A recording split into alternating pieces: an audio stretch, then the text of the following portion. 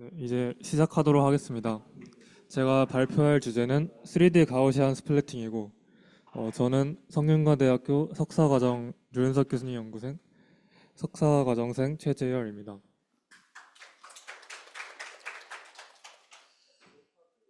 네, 녹화하겠습니다. 저번 세션에서 다양한 3D 리컨스트럭션 방법과 너프에 대해서 살펴봤다면, 이번에는 2023년도에 발표되어 화제가 된 하나의 레디언스 필드 기술 중 하나인 3D 가우시안 스플래팅에 대해서 집중적으로 알아보도록 하겠습니다. 3D 가우시안 스플래팅이 발표된 이후에 다양한 방향으로 여러 응용된 모델들이 3D 가우시안 스플래팅 베이스로 나왔기 때문에 너프 기술을 전체적으로 오버뷰한 다음에 3D 가우시안 스플래팅의 기본적인 논문에 대해서 한 시간을 할당해서 설명하는 것이 좋겠다고 생각해서 세션이 이렇게 구성되었습니다. 혹시 3D 가우시안 스플래팅에 대해서 잘 알고 계신 분이 계신가요?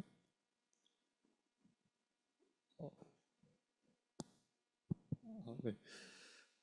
처음 들으시는 분들이 많으니까 좀 더 쉽게 설명할 수 있도록 노력해 보겠습니다.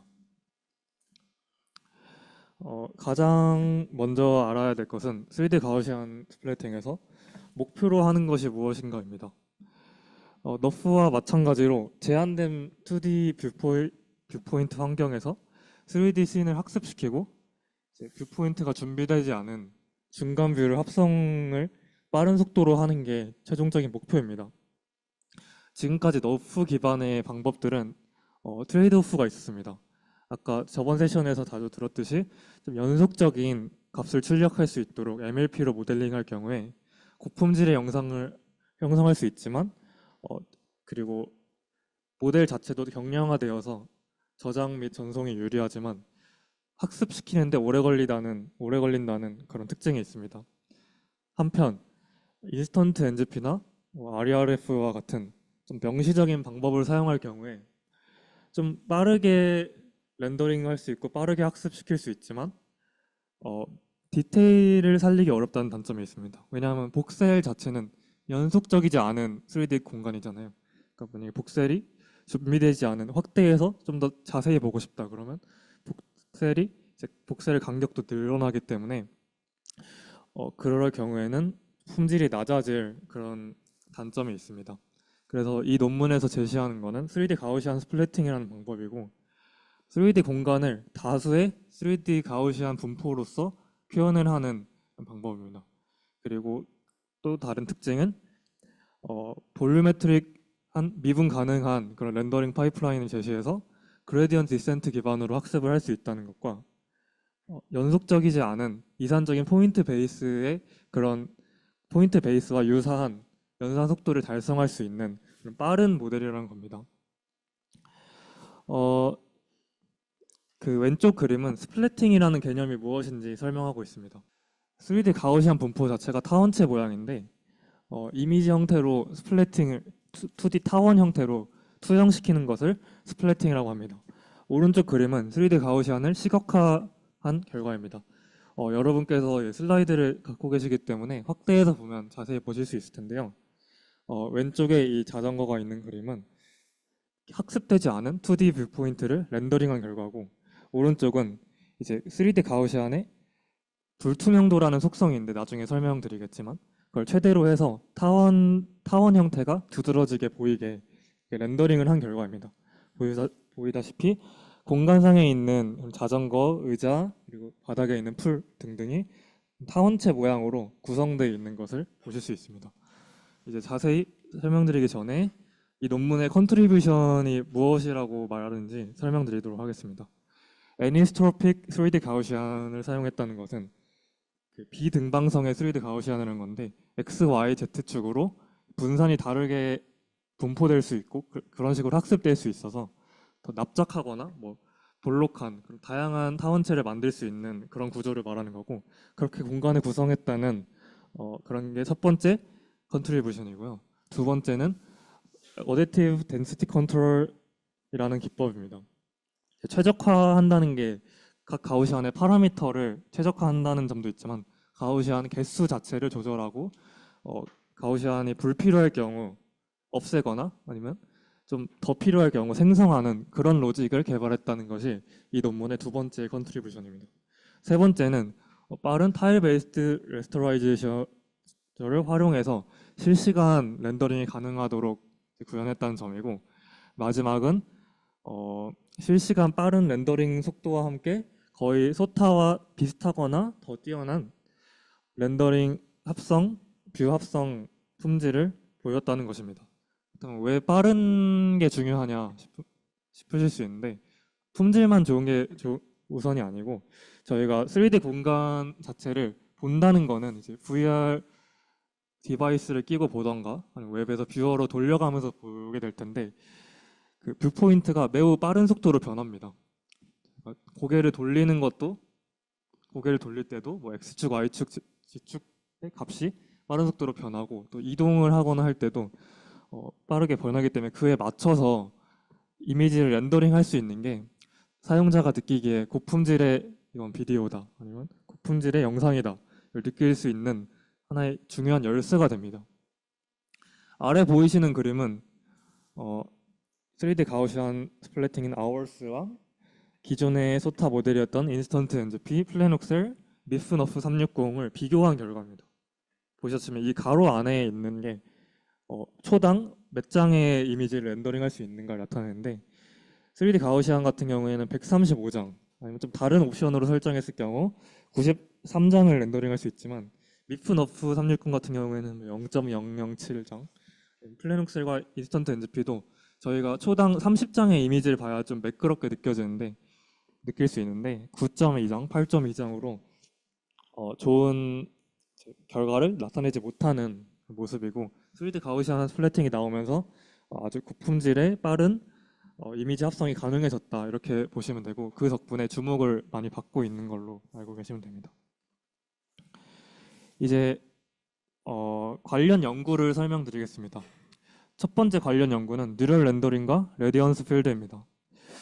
사실 딥러닝 기반 중간뷰 합성 기술은 CNN을 통해서 블렌딩 웨이트를 추정하거나 아니면 그런 식으로 시각적 요소를 얻는 방법인데, 이후 가중치 기반의 뷰 합성에서 볼륨 기반 뷰 합성으로 발전했고, 너프는 임펄턴스 샘플링이랑 저번 시간에 배우셨겠지만, 그리고 포지셔널 인코딩 등을 도입해서 기존 볼륨 렌더링 등에 비해 훨씬 품질을 높인 사례가 있습니다. 너프가 성공을 이루면서 후속 연구가 폭발적으로 등장했고, 인공신경망만을 사용하는 파라미터 인공신경망에만 할당하는 너프에 비해서 조금 더 명시적인 표현법인 인스턴트 엔즈피나 플래녹셀이 등장했습니다. 인스턴트 엔즈피는 방금 정 박사님께서 설명 주셨지만 해시 그리드를 사용했고, 플래녹셀은 스페리컬 하모닉스로 구성되는 복셀 그리드를 사용했습니다. 하지만 이럴 경우엔 아까 설명드렸듯이 엠티 스페이스 이슈가 발생합니다.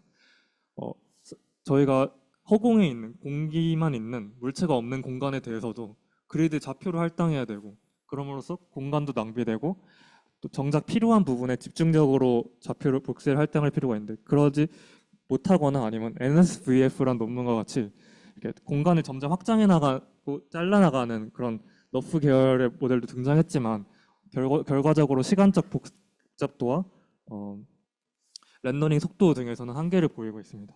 반면 이제 두 번째 릴레이트 그 단어는 포인트 베이스 렌더링과 레디언스 필드입니다. 포인트 베이스 렌더링은 구조화되지 않은 그런 지오메트리, 예를 들어 포인트 클라우드 등이 있겠죠. 그런 걸 효율적으로 렌더링할 수 있는 기법입니다. 사실 픽셀에서 출발한 레이가 위치하는 3D 공간상의 점을 이제 불투명도 그리고 투과도를 사용해서 픽셀의 컬러를 구한다는 점은 너프 볼륨 렌더링이든 포인트 베이스 렌더링이든 똑같이 원리는 같습니다. 하지만 포인트 베이스 렌더링은 분리되고 이산적인 표현을 투영하는 방식입니다. 필요한 공간에 대해서만 수행하면 되기 때문에 처리가 빠르고 3D 공간상의 점을 사용하는 그런 특징이 있어서 대신 홀이 발생할 수 있다는, 그리고 확대 축소 시에 연속적인 출력을 나타내는 MLP가 아니기 때문에 확대 축소 시에 에일리어싱이 발생할 수 있다는 단점도 있습니다. 그리고 볼륨을 그대로 해석하는 것이 아니기 때문에 연속적이지 않아서 학습 머신러닝 기반으로 진행하기 어렵다는 그런 특징이 있습니다. 그래서 포인트 베이스 렌더링으로 빠르게 뷰 합성을 구현할 수 있다고 해도 단점에 있어서 개선이 필요합니다. 그래서 나온 것이 이제 3D 가우시안 스플래팅이라고 보시면 되겠습니다. 위 그림은 3D 가우시안 스플래팅의 전체적인 훈련 파이프라인을 나타냅니다. 저번 시간에 SFM에 대해서 자세히 배우셨는데 여기서 결과물로 포인트 피처 3D 피처에 스펄스한 포인트 클라우드가 나옵니다. 그걸로 초기화를 한 뒤에 2D 프로젝션과 타일 베이스 레스터라이저를 사용해서 이미지를 합성하고 그 원본과 차이를 통해 로스를 계산하고 그걸 역전파해서 가우시안의 파라미터를 업데이트하는 그런 방식입니다. 이와 더불어서 어댑티브 덴시티 컨트롤이라고 가우시안의 양을 조절하는 그런 알고리즘도 포함되어 있습니다. 이후 슬라이드에서 각 칸마다 자세한 프로세스를 설명드릴 텐데 그 전에 좀 중점을 갖고 보셨으면 할 부분이 세 가지 있습니다. 이 세 가지에 좀 의문점을 갖고 궁금증을 갖고 이게 어떻게 해결되는지 스스로 이제 생각해 가면서 발표를 들으시면 3D 가우시안 스플래팅을 더 잘 이해하실 수 있을 겁니다. 첫 번째는 3D 가우시안 자체의 표현입니다. 포인트와 다른 존재인 3D 가우시안 타원체가 어떤 파라미터로 구성되어 있고 장면을 표현하기 위해 각 가우시안에 사용되는 그런 속성이 어떤 것이 있는지 한번 살펴보면서 들어주시면 좋겠습니다. 두 번째는 최적화 과정입니다. 처음에 그 학습 진행이 100이나 200 정도밖에 안 됐을 때는 매우 어떤 장면인지도 알아볼 수 없는 그런 중간뷰 이미지가 렌더링 되는데 이게 10,000번 넘어가고 10만 번에 달하면서 아주 자연스러운 이미지로 렌더링 할 수 있습니다. 그만큼 공간을 표현하는 가우시안도 최적화되었다는 뜻인데요. 어떻게 10만 개가 넘는 그런 가우시안 분포가 빠르게 최적화될 수 있고 가우시안의 개수 조정은 어떤 식으로 일어날지 좀 궁금증을 가지고 보시면 되겠습니다. 세 번째는 실시간 레스터라이저 과정입니다. 수십만 개의 가우시안이 있다고 했는데 그 3차원 가우시안은 어떻게 100fps가 넘는 속도로 빠르게 렌더링할 수 있을까요? 말씀드린 내용을 궁금해하면서 이어지는 강의를 들으시면 되겠습니다.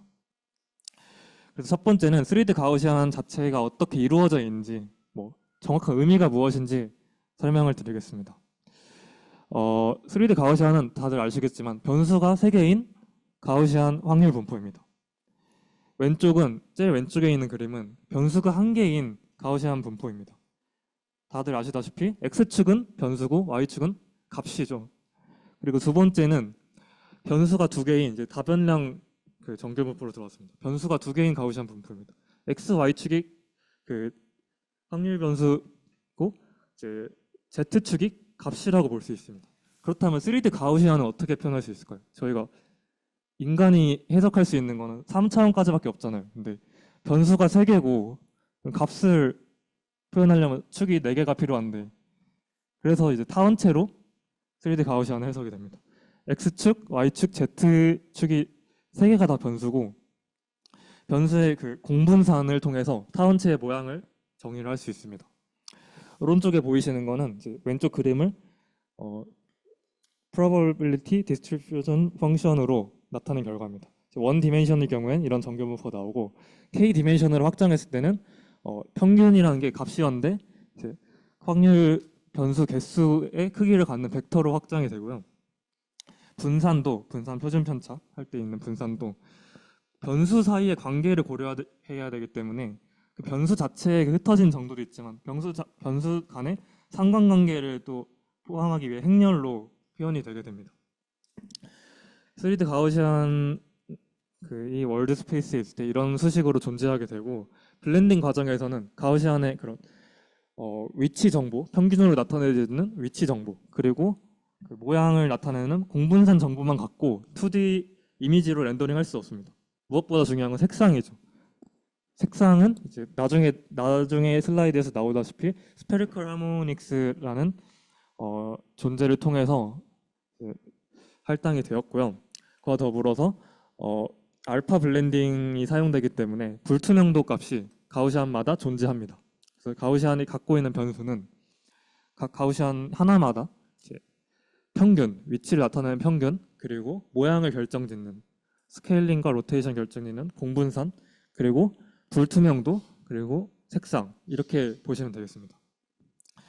말씀드렸다시피 가우시안은 타원체, 엘립소이드로 해석할 수 있고, 그래서 가장 중요한 거는 저희가 어떻게 3D 가우시안을 2D 타원체를 타원으로 변환시킬 수 있을까, 투영시킬 수 있을까, 이게 핵심입니다. 그 다음 페이지에 설명이 되어 있습니다. 잠깐 물 좀 마시고 진행하겠습니다.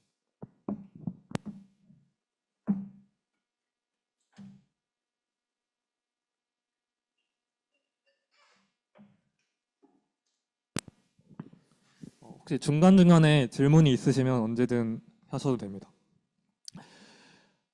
타원체 형태의 3D 가우시안을 렌더링하기 위해서 타원 형태로 2D화 시키는 걸 스플래팅이라고 하는데, 여기서 핵심은 이제 평균 점 자체는 3D를 2D로 변환시키는 거는 아주 많이 사용되는 그런 기술이고, 공분산을 어떻게 2D로 수식적으로 변환할 수 있을까, 이게 3D 가우시안 스플래팅에서 중요한 개념이고, 크게 두 가지 변환 과정을 거칩니다. 사실 점도 똑같은데 월드 스페이스에서 카메라 스페이스로 이제 같은 점을 해석할 수 있도록 트랜스포메이션 시키는 거고요. 첫 번째가. 두 번째는 카메라 스페이스에 있는 공분산을 이제 2D 이미지 플레인으로 투영시키는 것입니다. 두 가지 스텝으로 나누어서 보실 수 있고, 그럼 첫 번째 3D to 2D 프로젝션 할 때 뷰 트랜스포메이션이 점에 대해선 적용이 되는데 공분산을 투영할 때도 똑같습니다. 그래서 이 W가 뷰 매트릭스인데 이걸 곱하게 되는데, 벡터를 2D화 시킬 때는 행렬을 한쪽에 곱하는데, 이게 2차원 모멘트 형태로 존재하는 행렬에는 양쪽에 트랜스포즈 한 거랑 원래 매트릭스를 곱해서 선형 변환을 하게 됩니다. 여기까지는 선형 변환이기 때문에 문제없이 진행할 수 있는데, 카메라 좌표계에서 이미지 평면으로 투영하는 과정은 나눗셈을 포함하기 때문에 비선형 과정입니다. 근데 비선형 과정이기 때문에 선형 변환으로 모델링하기 위해서 야코비안을 사용합니다. 야코비안은 다변수 함수의 이제 부분 편도 함수 모음인데요. x, y, g의 아주 작은 변화량에 대해서 출력이 어떻게 변하는지를 선형 근사 형태로 표현해서 공분산 행렬도 똑같이 선형 변환처럼 야코비안을 통해서 투영을 근사할 수 있도록 진행이 됩니다. 그래서 2D 타원 모양의 공분산을 얻을 수 있고요. 네. 네.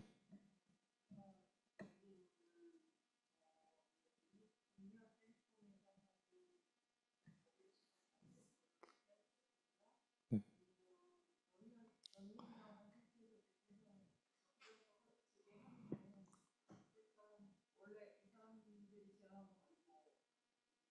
아, 네.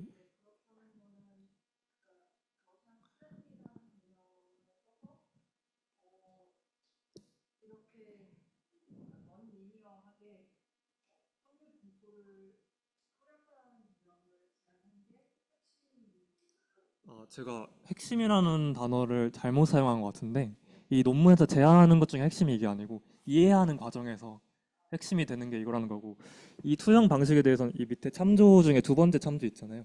2001년에 나온 볼륨 스플래팅. 네, 이 논문을 이제 보시면 될 것 같습니다. 말씀드린 게 맞고요. 결과적으로 3D 가우시안 스플래팅이 이 공분산을 투영하는 방법을 개발했다, 이게 아니고 이걸 활용했다인데, 이해하기 위해서 이거를 좀 알고 넘어가면 좋겠다라는 측면에서 저는 핵심이라고 한 거라고 이해해 주시면 감사하겠습니다.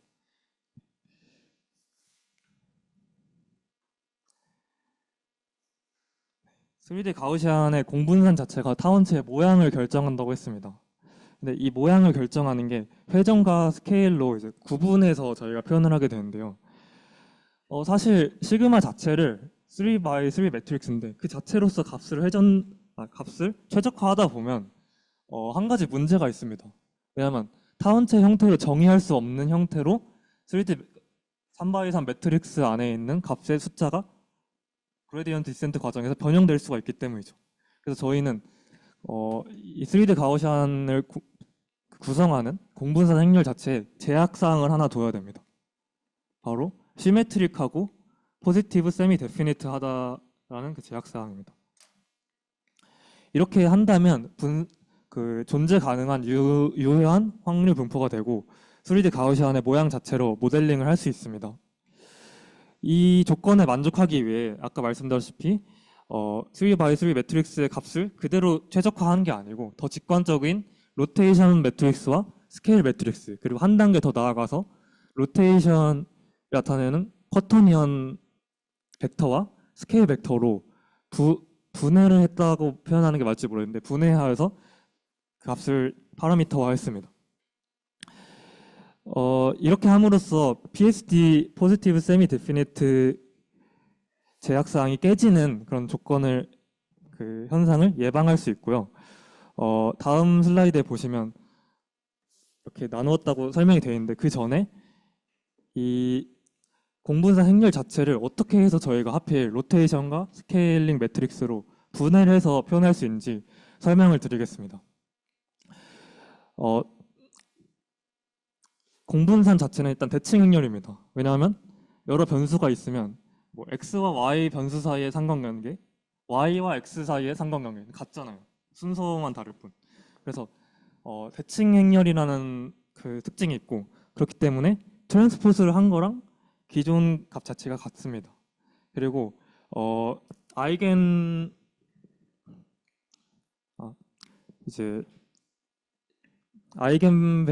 밸류를 고유 벡터를 열 또는 행으로 가지는 그런 오소노멀 매트릭스, 그리고 그 Q, 그리고 해당 고유 값들을 대각 행렬로 가지는 D로 분해하여 나타낼 수 있고, 이거 자체를 저희는 그 회전과 스케일로 해석을 합니다. 왜냐하면 이렇게 루트를 씌워서 나타냈을 때 Q, 루트 D 트랜스포즈, Q 트랜스포즈로 나타낼 수 있는데, 여기서 루트 D 자체가 다이아고널 대각 행렬이기 때문에 이 값 자체를 스케일 밸류로 나타낼 수 있고, Q 자체가 이제 그 회전축 자체를 얼마나 돌리는지 그런 변수를 취급한다고 해석이 되기 때문에 이 수식에서 Q를 R로 해석하고 루트 D를 S로 해석하면 로테이션 매트릭스와 스케일 매트릭스로 분해를 하여서 이제 공분산 행렬을 표현할 수 있게 됩니다. 그래서 그 Q 매트릭스 자체, S 매트릭스 자체는 사실 변수의 자유도가 3개밖에 없어요. 이 S1, SX, SY, SZ만을 조작해서 스케일 매트릭스를 구성할 수 있고, 로테이션 매트릭스는 4개의 값으로 로테이션 매트릭스를 조정할 수 있습니다. 그래서 저희는 언제든지 반대 방향으로 변환할 수 있기 때문에 그 벡터 자체를 만들어서 그 값을 최적화합니다. 그래서 저희가 원래는 공분산 행렬 자체가 9개의 자유 프리 엘리멘트로 구성되어 있는데, 이거 자체를 최적화하다 보면 BSD라는 조건이 아이겐 밸류가 0보다 크거나 같아야 된다는 조건이 깨지기 때문에, 그래서 유효하지 않은 스테이트로 흘러갈 수 있기 때문에 이 베리언스를 2개의 그 스케일 벡터, 그리고 하나의 스케일 벡터, 하나의 쿼터니언으로 나타내서 표현한다고 보시면 되고, 그래서 각을 표현하기 위해서 왜 오일러 각을 사용 안 하고 쿼터니언을 사용했는지 설명을 드리면, 우선 가장 첫 번째 이유는 쿼터니언 값 자체가 바로 로테이션 매트리스를 변환할 수 있기 때문입니다. 그래서 로테이션 매트리스를 변환할 수 있어야 바로 다시 공분산으로 변환을 해서 이걸 2D로 스플래팅 할 수 있게 되겠죠. 그래서 쿼터니언 사용한 거고, 좀 더 수치적으로 안정적이고 오일러 각의 고유의 문제인 짐벌 락이라는 현상이 발생하지 않는다는 그런 장점이 있어서 쿼터니언으로 표현이 되었습니다. 지금까지 그 가우시안의 평균 그리고 분산에 어떻게 처리되는지 설명을 드렸다면, 이번에는 가우시안 색상을 모델링하는 스페리컬 하모닉스에 대해서 개념을 설명드리겠습니다. 너프에서도 많이 사용됐던 그 개념이라서 익숙하실 수도 있겠지만, 스페리컬 하모닉스는 뷰 디펜던트 컬러를 표현하기 위해 사용됩니다. 이게 어떤 의미냐면, 같은 공간상에 같은 포지션에 있는 점이라도 바라보는 위치에 따라서 다른 색상을 가질 수 있잖아요. 예를 들어 거울의 표면이라고 생각해 보면 거울을 뭐 정면에서 바라봤을 때 그리고 양측에서 바라봤을 때 같은 거울상의 같은 좌표더라도 다른 색을 표현하게 됩니다. 그런 거를 3D 가우시안 스플래팅에서는 스페리컬 하모닉스로 표현하고요. 스페리컬 하모닉스는 구의 표면에서 정의된 함수의 집합입니다. 그래서 사실 색상 표현만을 위해 사용되는 게 아니고 전기전자공학 분야에서 많이 사용되는데 이런 컴퓨터 그래픽스나 그 색상을 표현하기 위해 사용되는 스페리컬 하모닉스에는 RGB 컬러 각각의 스페리컬 하모닉스를 할당하고 이제 그 함수 자체의 인풋은 각입니다. 그리고 아웃풋은 그 구 표면의 값을 나타냅니다. 스페리컬 하모닉스를 통해서 RGB 색상 각각을 모델링한다 했는데 그때 그럼 학습되는 파라미터는 각 구에 곱해지는 가중치입니다. 그래서 스페리컬 하모닉스의 그 기본 단위인 이 함수가 하나씩 있을 때만큼 y 함수가 하나씩 있을 때만큼 그 함수에 할당되는 가중합을 구하기 위해 할당된 가중치를 사용해야 되기 때문에 그 스페리컬 하모닉스의 레벨 수가 증가하거나 그럴수록 사용되는 가우시안 하나를 위해서 모델링할 때 사용돼야 되는 파라미터 자체도 증가하게 됩니다. 그래서 이 스페리컬 하모닉스 자체가 가우시안 모델의 그 크기가 커지는 가장 주요한 원인이라고 보시면 되겠습니다. 그래서 좀 더 추가적으로 말씀드리자면 최근에는 뭐 스캐폴드 GS라는 연구 등을 예시로 들 수 있는데 그런 연구로 스페리컬 하모닉스 자체가 라이트 웨이트하지 않고 용량이 많이 나가다 보니까 그를 다른 MLP 등으로 대체하기 위한 그런 연구들이 많이 후속 연구로 진행되고 있습니다. 이제 지금까지 3D 가우시안의 모델링하는 방법에 대해서 설명드렸다면 이제는 초기화 및 최적화 과정에 대해 설명드리겠습니다. 3D 가우시안 스플래팅의 처음 학습 단계에서 SFM 포인트 클라우드로부터 그 위치 정보가 초기화되게 됩니다. 그렇다면 이제 공분사는 어떻게 초기화되냐면 처음에는 제가 설명을 놓치고 지나친 부분이 있는데 바로 이 이등방성 개념입니다. 아이소트로피는 등방성, 애니스트로피는 이등방성으로 해석되는 개념이 있는데 X, Y, Z축에서 각 방향마다 다른 그런 퍼짐의 정도를 갖고 있으면 그럼 분산으로 표현이 되겠죠. 그러면 이등방성이라고 합니다. 등방성이라는 거는 각 오타가 있네요. 각 축마다 똑같은 퍼짐의 정도를 갖고 있고 그래서 9밖에 표현을 못합니다. 하지만 3D 가우시안에서는 분산 자체가 이등방성의 분산을 사용하기 때문에 타원체를 표현할 수 있다는 특징이 있고 그 추후에 어블레이션 스터디에서 설명드리겠지만 그 덕분에 더 정교한 고주파의 씬 모델링을 할 수 있다는 특징이 있습니다. 어쨌든 초기화하는 시점에서는 등방성의 가우시안으로 초기화를 하고 스케일은 이제 SFM 포인트 중에 가장 가까운 세 개의 점의 평균 거리로부터 스케일을 초기화를 하는 모습을 보일 수 있습니다. 물 좀 마시고 진행하겠습니다.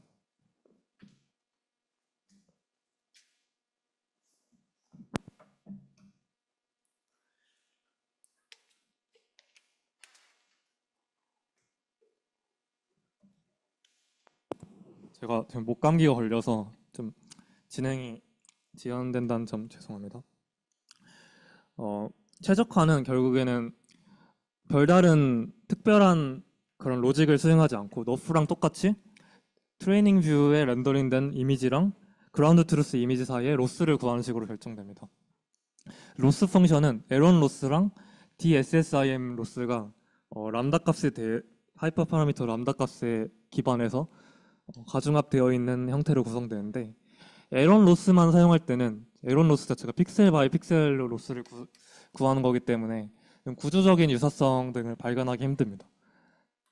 그래서 DSSIM 로스를 사용해서 DSSIM 로스는 정확히 설명드리긴 않을 테지만 윈도우 베이스로 윈도우 사이에 있는 그런 픽셀 값들의 평균 등을 이용해서 구하는 로스인데 그 두 개를 조합해서 좀 세밀한 그런 그 오차도 잡고 좀 구조적인 유사성도 같이 잡아서 그걸 목표로 삼아서 3D 가우시안 자체가 최적화된다고 보시면 되겠습니다. 그리고 이제 3D 가우시안 스플래팅 자체에서 지금까지 이 과정은 봤는데, 그러면 이 과정이 어떻게 진행되는지 설명드릴 차례가 됐습니다. 일단 저희가 3D 가우시안 초기화 자체를 SFM 포인트 클라우드로 진행한다 했습니다. 그런데 SFM 포인트 클라우드는 매우 간격이 넓고 정밀하지 못하고 희소합니다. 그래서 언더 리컨스트럭티드 된 영역이 많다고 보시면 되겠습니다. 그러니까 재구성을 아직 완전히 하지 못했다, 개수를 늘려야 된다, 이런 상황이 많이 도래합니다. 그러다가 어떨 때는 가우시안의 파라미터 자체가 뭐 스케일 파라미터가 그렇게 조정돼서 그렇게 되겠지만 매우 커집니다. 그래서 가우시안이 좀 더 세밀한 영역을 복원해야 되는데 그러지 못하고 하나가 확 커지면 이제 그것 때문에 다른 가우시안들이 제대로 최적화되지 못하는, 왜냐면 렌더링 할 때 가리기 때문에, 큰 가우시안이 존재하면 그런 이슈가 발생하기 때문에 가우시안 개수 자체를 적응적으로 조정할 필요가 있습니다. 그래서 매우 작은 가우시안은 이제 포지셔널 그래디언트가 커지는 방향으로 이제 클론하고요. 경우에 따라서 가우시안 볼륨이 너무 크다 그러면 스플릿하고, 오페시티가 너무 적어지거나 가우시안 볼륨이 지나치게 큰 경우에는 프루닝을 하게 됩니다. 그래서 클로닝과 스플리팅 과정에 대해 설명드리자면, 언더 리컨스트릭트 에리어, 이런 형태죠. 가우시안이 이 모양으로 있으면 최적화된 상황인데 이 모양에 그치지 못하고 이런 조그만 형태로 존재할 경우에는 가우시안을 일단 스플릿하고 그 이후에 이어서 최적화합니다. 같은 크기의 가우시안을 어떤 방향으로 만드냐면, 포지셔널 그래디언트라는 게 있는데, 가우시안 자체의 파라미터 중에 포지션 값이 있잖아요. 그 뷰 스페이스에서의 그 포지션 값의 그래디언트의 방향으로 가우시안이 스플릿 되게 됩니다. 그리고 오버 리컨스트럭티드 된 영역, 아까 말했다시피 가우시안이 너무 지나치게 커져서 장면 표현하는데 한계가 있을 경우에는 가우시안을 쪼개는데 1.6 스케일 팩터 1.6을 적용해서 똑같은 방향으로 스플릿을 하게 됩니다. 그래서 최적화된 이런 모양에 입각하게 가우시안이 학습될 수 있도록 조정을 하는 거라 보시면 되겠습니다.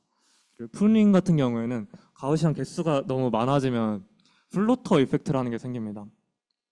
허공에 기본적으로 카메라 좌표 자체가 문제가 돼서 생길 수 있는 문제인데요. 카메라 파라미터가 문제가 됐을 경우에 그 차이를 보정 연산을 하기를 알아서 못하기 때문에 플로터라는 걸 만듭니다. 허공에 떠 있는 가우시안이라는 의미죠. 그럴 경우가 있고 너무 모델 사이즈 자체도 커지게 됩니다. 그래서 가우시안을 프루닝하고요. 오페시티 밸류에 기반해서 프루닝합니다. 불투명도에 기반해서. 그래서 이 왼쪽에 있는 알고리즘은 최적화 과정을 설명하는데, 기본적으로 매 이터레이션마다 최적화에 돌입하는 게 아니고 특정 하이퍼 파라미터로 설정된 리파이먼트 이터레이션에 돌입하면 가우시안에 대해서 오페시티가 특정 스레시홀드 이하거나 가우시안의 스케일이 너무 커지면, 볼륨이 커지면 리무브 연산을 수행하고, 만약에 포지셔널 그래디언트가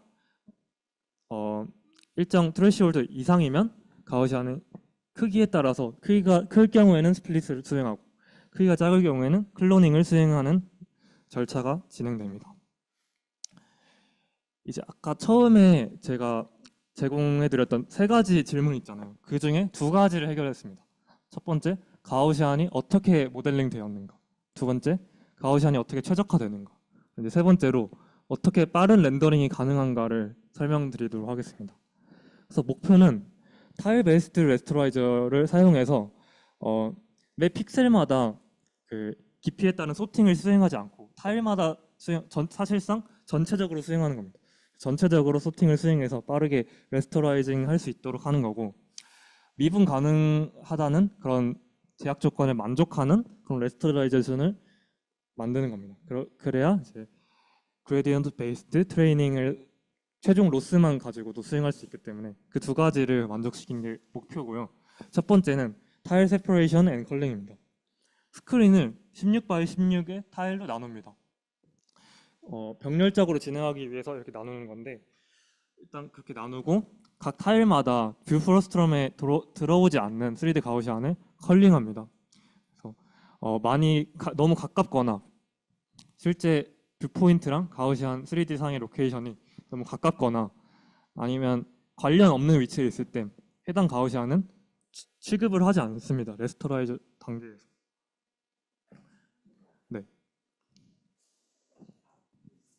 네.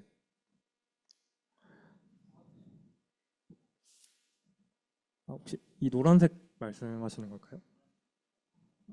이게 일단은 is too large라는 거는 가우시안의 크기가 자체가 너무 컸을 때 사실 플로터 현상의 원인이 주로 되기 때문에, 그래서 이 불투명도가 너무 적어서 불필요하게 용량을 차지한다. 렌더링하는데 관여를 못하고 불필요하게 용량을 차지한다. 아니면 두 번째, 너무 부피가 크다. 그래서 플로터일 확률이 높다.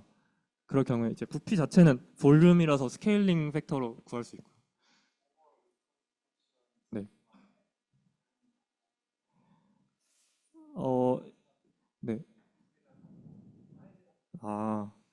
오버 리컨스트럭션은 이제 가우시안의 포지셔널 그레디언트가 컸을 때 어떤 특정 영역에 있을 때 그 영역을 복원하지 못했다. 그렇게 판단해서 가우시안을 쪼개는 거고, 그 기준이 다르다 보시면 되겠습니다. 일어나는 기준. 사실 이름을 붙이는 건 오버 리컨스트럭션이라는 이름 명칭을 붙이는 거는 이제 논문 저자가 그런 붙이는 거지. 실제 로직 자체는 두 연산 그게 실행되는 조건이 다르기 때문에 그걸 두 개를 그렇게 구분해서 보시면 되겠습니다.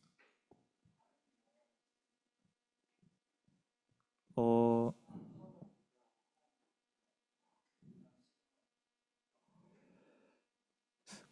이 조건을 왜 하필 이런 식으로 할당했는가, 이렇게까지 논문에 설명이 돼 있지 않았는데, 뭐 가우시안이 아예 없애야 되는, 그 실험적으로 가우시안 아예 없어지면 좋을 경우 리무브, 아니면 클론, 좀 분할해서 세분화해서 표현했으면 좋겠는 경우, 그 경우가 실험적으로 살펴봤을 때 그 유도되는 조건이 다르다, 이렇게 보시면 될 것 같습니다.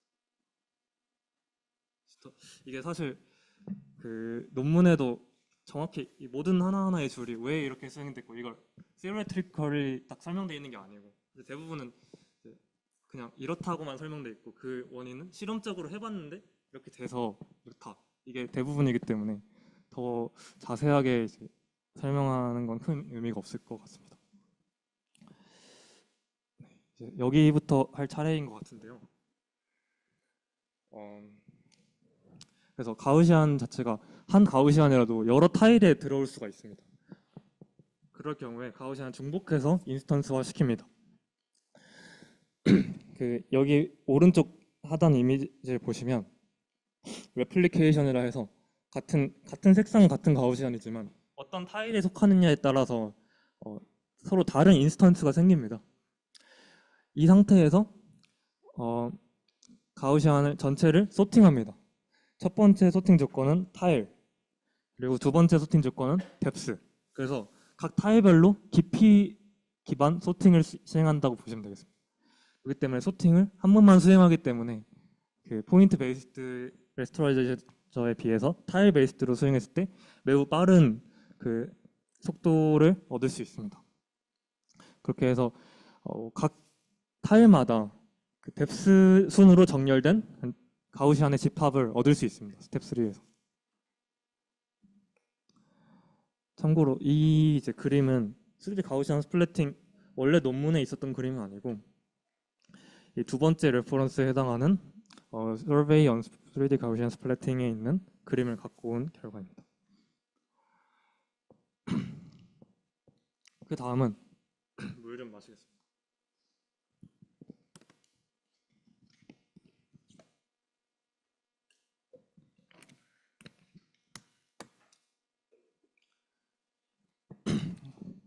각 타일에 존재하는 그 뎁스 기반 가우시안 리스트에 기반해서 앞에서 뒤로 뎁스가 적은 순에서 먼 순으로 알파 블렌딩을 수행하는 내용입니다. 그렇게 해서 프론트 투 백으로 병렬적으로 레스터라이제이션이 시행된다 보시면 되겠고, 이 오른쪽 그림을 보시면 어떤 타일이 있습니다. 이 타일이 하나의 스레드로 돈다고 했을 때 특정 C4의 픽셀 값을 계산한다고 해봅시다. 그럴 경우에 자, 앞에서 봤을 때 노란색 가우시안이 뎁스가 더 적었죠. 그래서 여기 대입을 해보면 노란색 가우시안보다 더 가까이 있는 가우시안은 없습니다. 그래서 이 투과율은 노란색 가우시안은 곱하지 않습니다. 그래서 알파 값, 노란색 가우시안의 알파 값과 알파 값의 가중치, 그리고 알파 값 가중치를 활용하고, 그리고 이 파란색 가우시안의 색상 값을 파란색 가우시안의 불투명도 이 값으로 가중치를 활용해서, 물론 이 첫 번째 소팅 순서가 아닌 이상 투과율을 곱해야 되겠죠. 이건 아까 너프에서도 나온 그 투과율 개념이고, 그렇게 해서 결과적으로 매 픽셀별 그런 색상 값을 추론할 수 있고요.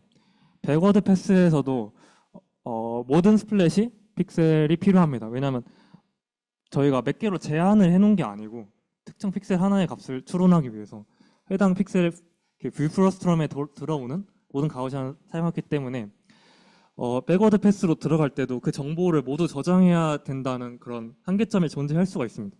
근데 이 논문에서는 그 정보를 모두 저장해서 메모리 펄픽셀 글로벌 메모리가 늘어나는 걸 방지하는 대신 마지막 알파 값만 저장하고 백투 프론트로 아까 수행했던 그 픽셀 값 계산한 과정의 역과정으로 점점 알파 값을 여기서 반대로 곱해 갔던 거랑 반대로 나눠가면서 그 개수를 계산한다고 보시면 되겠습니다.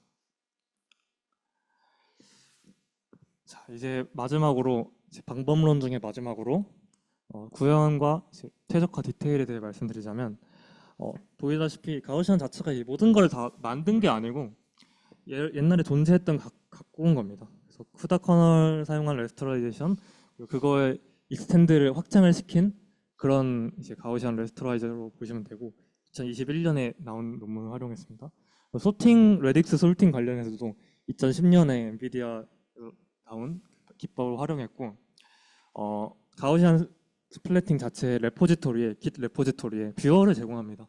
그래서 여러분들이 직접 컴퓨터에 이제 프로그램에서 가우시안을 띄워놓고 마우스로 조정해가면서 실시간으로 렌더링되는 모습을 볼 수 있는데, SIBR 같은 경우에는 2020년에 나온 이 뷰어를 활용해서 확정했다고 보시면 되겠습니다. 그리고 최적화 디테일에 관련해서는 처음부터 그 고해상도 이미지로 풀 해상도 이미지로 학습되는 게 아니고 좀 더 작은 해상도로 다운샘플링한 영상을 활용하는 웜업 스테이지를 거치게 되고, 그리고 스페리컬 하모닉 코이피션트 같은 경우에는 처음에는 그 차수 1로 시작해서 점차 늘려나가는 그런 방식을 도입했습니다.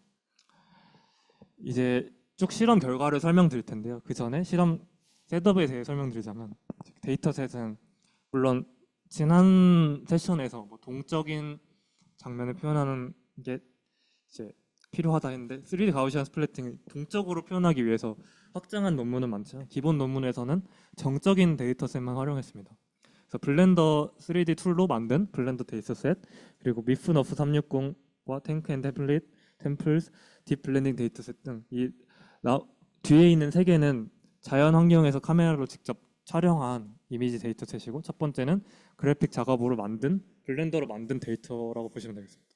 그래서 트레인 셋의 스플리팅은 8개의 픽처마다 하나씩 테스트 셋으로 포함을 시켜서 훈련 시에 해당 이미지는 활용하지 않고 학습을 하는 식으로 진행했고요.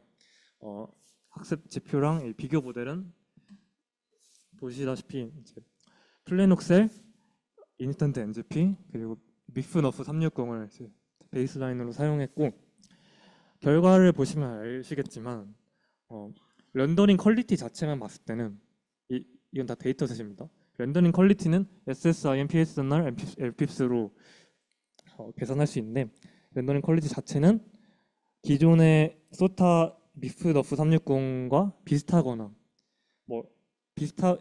PSNR 같은 경우에는 미프너프 360이 더 높은 경우도 있습니다. 하지만 거의 유사한 특정 데이터셋 같은 경우에는 모든 경우에서 3D 가우시안 스플래팅을 3만 번 이터레이션 돌린 게 가장 뛰어날 정도로 높은 그런 성능을 나타내고, 근데 가장 특징적인 거는 그 FPS입니다. 렌더링 속도. 속도 같은 경우에 초당 미프너프 360 데이터셋 같은 경우에 160장, 뭐 탱크앤 템플스 데이터셋 같은 경우에 초당 197장 등을 사용할 수 있다는 점에서 매우 빠른 기존의 소타였던 인스턴트 NGP보다 속도를 나타낸다고 볼 수 있고, 마지막으로 모든 소타 모델보다 렌더링 속도가 빠릅니다. 그래서 처음에 말씀드렸다시피 실시간으로 변하는 뷰포인트에 대응하는 이미지를 렌더링할 수 있고, 차세대 VR이나 AR 기술의 이제 주요 화두로 주목받고 있습니다. 주관적 품질 평가를 보실 수 있을 텐데, 이 부분 모두 그라운드 트루스 이 기본값을 트레이닝 시에 사용하지 않고 이 뷰포인트로 렌더링 했을 때 어떤 결과가 나오는지 보시면 되고, 미프너프 360 같은 경우에는 이런 뭐라 할까요? 그 주방에 있는 뭐 싱크대 이런 틀의 구조적 정보를 잘 시각적으로 표현하지 못합니다. 하지만 3D 가우시안 같은 경우에는 잘 표현했고, 인스턴트 NGP 같은 경우에는 사실 해시 테이블을 사용한다는 것 자체가 복셀의 범위가 제한된 거잖아요. 만약에 해시 테이블 인풋으로 받을 수 있는 값의 범위를 넘어가는 인풋이 들어올 때는 그 인풋에 넘어가는 값으로 조정을 해야 되는 거기 때문에 멀리 있는 이런 좌표에 대해서는, 창문과 같은 좌표에 대해서는 잘 복원을 하지 못합니다. 하지만 3D 가우시안 같은 경우에는 이런 경우에도 잘 재구성하는 것을 확인할 수 있었습니다. 어블레이션 스터디에 대해 설명드리겠습니다. SFM 포인트 클라우드를 통해 초기화한 게 아니고 랜덤 초기화를 했을 때는 학습 이터레이션을 많이 진행하면 이제 그 가우시안의 포지션 값과 뭐 그런 로테이션 값이 최적화가 되기 때문에 어쨌든 씬 자체를 구성할 수 있지만, 이런 하이 프리퀀시 디테일에 대해서는 효과적으로 재구성하지 못하는 것을 보실 수 있습니다. 덴시피케이션 같은 경우에 스플릿을 수행하지 않았을 때 아까 말씀드렸다시피 매우 큰 가우시안이 생성되어 버렸죠. 그래서 이런 걸 쪼개서 포지셔널 그레디언트가 크면 이걸 쪼개서 분리를 해야 되는데 그러지 못해서 매우 큰 가우시안이 생성될 수 있었고, 클로닝을 수행하지 않았을 때는 보이다시피 이런 세밀한 부분의 영역에 좀 복원의 단점이 있는 것을 보실 수 있습니다. 모든 옵션을 다 켜고 사용했을 때는 이러한 단점에서 벗어날 수 있었죠. 그리고 세 번째 어블레이션 스터디는 그레디언트, 마지막에 픽셀에서 그 픽셀에 영향을 준 모든 가우시안의 그레디언트를 보낸다고 말했는데, 그 개수를 10개로 제한했을 때 어떤 모습이 나타나는지 보면 이런 의외로 넌 램버시언 부분이나 디테일이 있는 부분을 재구성하는데 어려움을 겪고 있는 것을 보실 수 있습니다. 마지막 에블레이션 스터디는 이등방성을 사용하지 않고 아이소트로픽, 그러니까 타원체를 사용하지 않고 구만을 사용해서 구라는 제약 조건을 걸고 훈련을 시켰을 때 어떻게 결과가 나타나는지 보는 건데, 이런 식으로 좀 디테일에 관련된 거긴 하지만 디테일을 살리는데 어려움이 있는 것을 보실 수 있습니다. 그래서 이제 3D 가우시안 스플래팅에서 3D 가우시안 자체를 타원체로 모델링한 거고, 구 대신에 그 결과 타원체를 사용한 결과 포인트 베이스드 레스토라이제이션을 수행하는 것에 비해서 더 빠르게 레스토라이제이션 수행할 수 있고, 그리고 더 정밀한 그 표현도 얻을 수 있는 것을 보실 수 있습니다. 한계점에 대해서 설명을 드릴 텐데요. 이거는 뭐 당연하다고 보실 수 있지만 관측되지 않은 부분에 대해서 복원하는데 무리가 있습니다. 예를 들어 뭐 20개의 뷰가 주어졌다고 했을 때 그 뷰 사이사이에 이미지를 합성을 할 수 있지만, 뷰보다 뭐 제공된 이미지보다 더 높은 뷰 포인트에서 관측을 하거나 아니면 그 범위를 벗어나는 중간 뷰가 아닌 그냥 옆에 있는 벗어난 뷰를 관측할 때는 이런 식으로 아티팩트가 생기는 것을 보실 수 있습니다. 그리고 큰 가우시안을 줄이려고 가우시안 리무벌이나 스플리팅을 사용했지만, 그럼에도 라지 가우시안으로 인해 생긴 퍼핑 아티팩트가 발생했고요. 그리고 메모리 사용량이 매우 큽니다. 보이다시피 이 메모리는 이제 뭐 CPU의 그 메인 메모리에 올라온 그 메모리가 아니고 그 최적화된 파라미터를 저장하는 데 필요한 메모리인데 하나의 공간을 표현하기 위해서 500 동영상도 아니고 정지 영상을 표현하기 위해서 500메가바이트 이상의 크기가 필요한 것을 보실 수 있습니다. 이와 마찬가지로 애초에 가우시안 자체가 쓰인 데에 뭐 수십만 개가 형성되기 때문에 메인 메모리 소모량도 높아지게 되고 저도 실제로 가우시안을 많이 돌려보면 GPU 메모리 아웃 오브 메모리가 되게 많이 뜨거든요. 그래서 라지 씬을 표현하는데 어려움을 겪는다고 보실 수 있습니다. 결론적으로 가우시안 스플래팅은 실시간에 고품질의 레디언스 필드 렌더링을 제공한다는 그런 컨트리뷰션이 있었고 기존에 있었던 GPU 쿠다 레스토라이제이션 파이프라인을 활용해서 미분 가능한 그런 최적화를 가능하도록 하였고 레이 말칭을 사용해서 매 레이의 그 빈 공간을 인식하지 않고 샘플링해서 시간적 낭비를 사용한 대신에 소팅과 알파 블렌딩을 사용해서 빠른 렌더링 성능을 도달할 수 있도록 개발을 했다. 이걸 컨클루전으로 보시면 되겠습니다.